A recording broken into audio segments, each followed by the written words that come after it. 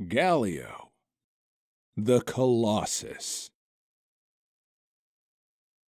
Galio's legend begins in the aftermath of the Rune Wars, when countless refugees fled from the destructive power of magic. In the west of Valoran, a band of these displaced people were hounded by a vicious band of dark mages. Exhausted from days without rest, the refugees hid among the shadows of an ancient, petrified forest, and their pursuers suddenly found their magic to be ineffective. It seemed the fossilized trees were a natural magic dampener, and any sorcery used within them would simply fail. No longer helpless, the refugees turned their swords on the dark mages and drove them from the land. Some decided that this sanctuary for magic was a gift from the gods. Others saw it as a fair reward for their terrible journey, but all agreed this would be their new home. As years passed, the settlers created items of protection from the enchanted wood. Eventually, they found it could be mixed with ash and lime to make petricite, a material with a powerful resistance to magic. It would be the foundation for their new civilization, forming the walls of the new kingdom of Demacia. For years, these petricite barriers were all the Demacians needed to feel secure from the threat of magic within the borders of their homeland. In the rare event that they needed to settle a conflict abroad, their military proved fierce and formidable. But when their enemies employed sorcery, Demacia's roaming army had little discourse. Somehow, they needed to take the security of their magic-dampening walls into battle. The sculptor Duran was commissioned to fashion some manner of petricite shield for the military, and 2 years later, the artist unveiled his masterpiece. While it was not what many were expecting, the winged statue Galio would become vital to the defense of the nation and serve as a symbol of Demacia across Valoran. Using a system of pulleys, steel sledges, and countless oxen, they would pull the great stone figure to the battlefield. Many would-be invaders simply froze at the sight of the awe-inspiring silhouette looming before them. The titan who ate magic, inspired a kingdom, and terrified those who opposed it.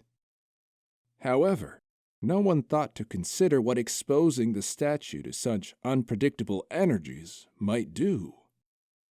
Demacia had been mired in battle with enemy forces in the Greenfang Mountains. A skilled order of war mages, known as the Arcane Fist, bombarded the Demacians with the crackling bolts of raw mystical power for 13 days.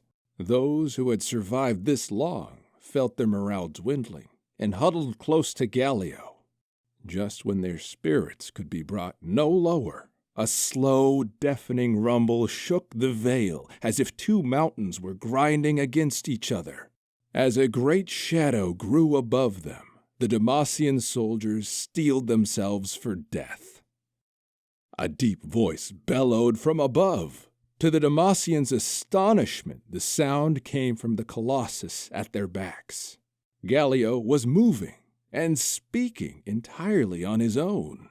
Somehow, the accumulation of absorbed magic had given him life. He threw himself in front of the Demacians, shielding them from attack after attack, absorbing each fresh bolt into his massive stone frame. Then Galio turned, bounded up the mountainside, and crushed every last one of the Arcane Fist into the craggy soil. The Demacians cheered. They were eager to thank the Petricite Sentinel that had saved them, but as quickly as he'd come to life, their fearsome protector had ceased moving, returning to his pedestal, just as before. Back in the great city, this bizarre tale was told in hushed tones by the few who had survived the Battle of the Greenfangs, and was usually received with silent incredulity. That day passed into legend, perhaps a mere allegory of ancient days to help people through hard times. Certainly, no one would have believed that the Colossus continued to see all that transpired around him. Even while immobile, Galio retained consciousness, longing to experience the sensations of battle once again. He watched the mortals pass beneath him, paying him tribute year after year. It puzzled him to see them disappear one by one as time rolled on. Galio wondered where they went when they vanished. Perhaps they were sent away to be mended, as he often was when he returned from war. As the years slipped by, Galio began to realize the sorrowful answer to his question. Unlike himself, the people of Demacia could not be repainted or have their damage easily repaired.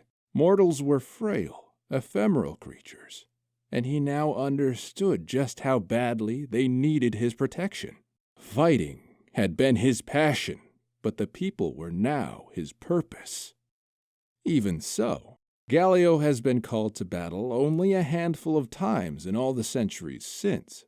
Demacia has begun to look inward, with magic becoming rarer in his world than it once was. And so the Petricite Colossus remains dormant, observing the world through the murk of his waking dreams. The statue's greatest hope is to be blessed by a magic so powerful that he will never be forced to sleep again. Only then will Galio be able to serve his true purpose, to stand and fight as Demacia's protector forevermore.